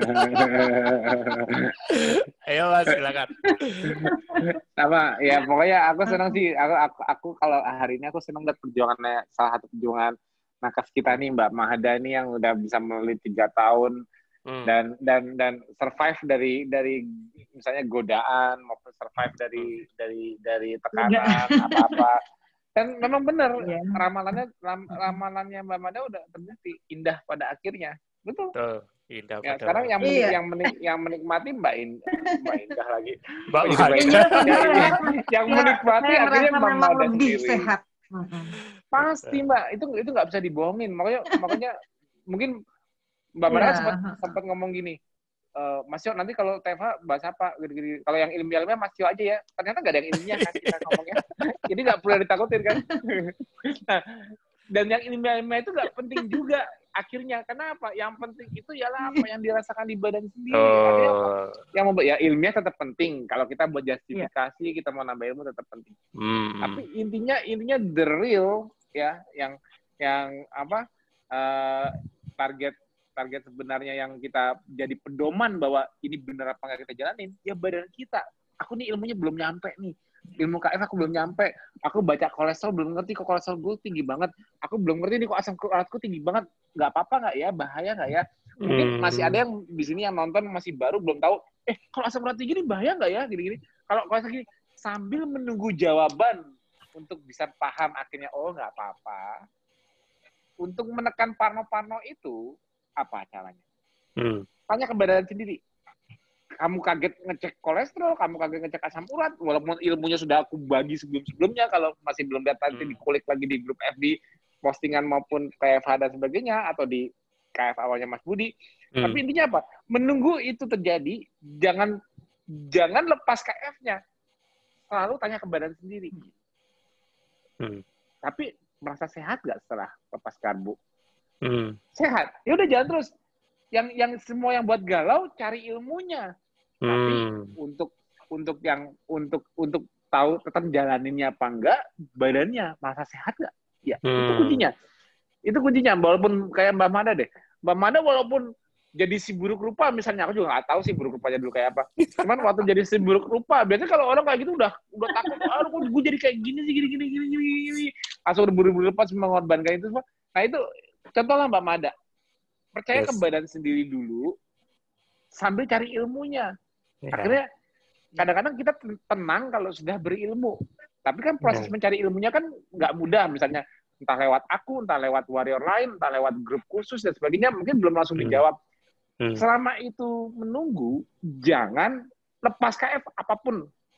Gini, jangan lepas KF selama kamu merasa dirimu sehat. Walaupun ada yang mengganggu, galau, ada yang bilang gini, terus kamu belum dapat jawaban baliknya. Jangan kalah dengan itu semua. Selalu tanya kembali ke badan, sehat apa enggak. Itu kuncinya, kamu nanti akan konsisten terus, sampai ilmunya nambah terus. Insya Allah nih, warrior-warrior kita nih, kayak yang orang-orang lama yang sering ikut TFA apa, nanti ilmu-ilmu yang aku ceritakan sini, yang mungkin kemarin ada yang belum ikut TFA sebelumnya, kan yang ikut terus kan rata-rata kan ilmunya kan kayak, percaya deh, kalau orang ikut TFA, sering ikut TFA, ikutin, nanti tahu deh pola pikirku bagaimana. Dan mereka tahu juga bagaimana Mas Tio menciptakan KF ini, bagaimana bisa ngikutin dan bisa ngasih advice ke orang juga. Jadi anggap aja TFA ini sebagai kayak training. Kalau aku pribadi menggunakan TFA ini untuk supaya aku bisa ngeluarin ilmu, karena ilmuku tuh nggak bisa keluar kalau nggak ada yang nanya, nggak ada pemicunya, apa lagi ngobrol sama Mbak Mada kayak gini, tiba-tiba aku bisa ngeluarin ini, aku pengen ngomong ini. Ini harus ada momennya. Kalau ada momennya ya ini semua di dalam kepala, aku nggak bisa ngeluarin. Nah, tapi jadi aku menggunakan momen TFA itu untuk memancing diriku, apa yang belum aku ceritakan dari KF ini ya, apa ya yang mau aku buat warriorku ngerti ya. Aku menggunakan TFA itu sebagai ajang itu. Tapi bagi para warrior sendiri, gunakan ajang TFA untuk apa? Untuk selain kalau sehat sih insya Allah udah dirasakan, tapi untuk somehow siapa tahu menjadi training, siapa tahu kita bisa bantu orang lain dengan ilmu yang nambah terus. Oh, waktu itu Mas Tio pernah cerita nih mengenai ini, aku udah pernah ngikutin. Nah, bisa ngasih saran, bisa ngasih ini. Gitu. Jadi ilmu yang aku keluarin disimpan atau apa, jadi bisa bantu itu, apa maksudnya bisa bantu yang lain. Kan tahu sendiri kan responku di FB kayak apa lamanya.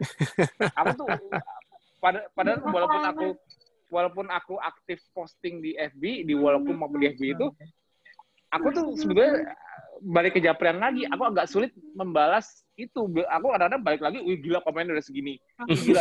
Karena kalau aku udah buka FB itu notifikasinya mention banyak banget. Jadi walaupun FB itu grup besar, tapi kalau nyuruh aku aktif di FB, misalnya balas semua komenan atau balas semua pertanyaan di komen gitu, wah aku nyerah deh. Karena nggak selesai nanti yang Japrian WA. Lebih penting di WA. Nah, jadi mungkin yang sering nonton TFH, lihat postinganku apa atau TFH apa, ada yang nanya di komenanku, bisa bantu jawab, misalnya kayak gitu, bisa bantu jawabin yang aku di komen, Mas Tio, bener nggak sih gini-gini? Tapi kan aku kan kadang-kadang nggak kebaca walaupun dia mention, karena kan mention aku banyak kan di FB. Nah, bisa bantu jawabin gitu loh. Jadi kayak ada TFH ini jadi momen untuk training yang udah pakemnya bagus, tinggal ngasah ilmunya aja. Nah, ya aku nggak tahu sih mau ngajarin apa, makanya aku bilang aku nggak punya silabus, aku nggak punya apa-apa. Ya ikutinnya TFA, nanti ada aja yang aku keluarin. Ya aku juga nggak tahu siapa yang nanti bisa ngeluarin. Kadang-kadang ya makanya kan aku senang yang banyak nakes kayak gini kan, bisa bantu mancing Iya. keluar. Mantap. Oh iya, terima kasih banget buat Mama Made udah datang. Ya. Mudah-mudahan TFH Iya, kali ini seru. sama-sama. Ya, senang. mudah-mudahan sih seru ya. Seru nggak bagi orang yang datang? Ada aja yang keluar nih. Jadi setiap kayak TFH kemarin, Mbak Edi menginspirasi testimoni dia. Ini kayak Mbak Made juga. Ini ya, aku yakin deh, setiap narasumber kita di TFH, walaupun kita cuma nanya pengalaman mereka, tapi akhirnya menjadi suatu inspirasi. Karena setiap orang pasti punya cerita yang berbeda. Jadi selalu hadir di setiap TFH dan tunggu narasumber berikutnya yang sudah aku japri dan mudah-mudahan mau ya. Oke, terima kasih. Oke, thank you Mas Tio. Cukup powerful ya. Jadi jangan lagi galau, jangan lagi mau diombang-ambingkan. Tetap semangat, selalu ada di komunitas dan jangan biarkan omongan orang lain yang membuat kita jadi pindah ke lain hati. Selalu ingat, upayakan dapat lompatan iman seperti Mbak Mada, seorang dokter, juga dulunya penggemar sayur buah tapi bisa. Ya, tidak ada yang tidak mungkin. Bahkan Mbak Mada pun sebagai seorang dokter juga mengaku, dokter pun manusia. Ya, jadi tidak ada yang berbeda. Semua mengalami prosesnya. Harus dijalani. Bayar harga, bukan bayar harga duit, tapi bayar harganya ikuti prosesnya. Tunggu, indah pada waktunya. Terima kasih teman-teman, kita sudah sampai di penghujung acara. Ya. Terima kasih semua. Jangan lupa hari Minggu kita SFA ya Mas ya, seminar. Oh ya, hari Minggu SFA. Jangan lupa yang belum daftar segera masuk grup kedua udah dibuka. Ya. SFA mau dimulai nanti dalam pembicara lain ya. Ya. Oke, terima kasih. Terima kasih Selamat malam semua.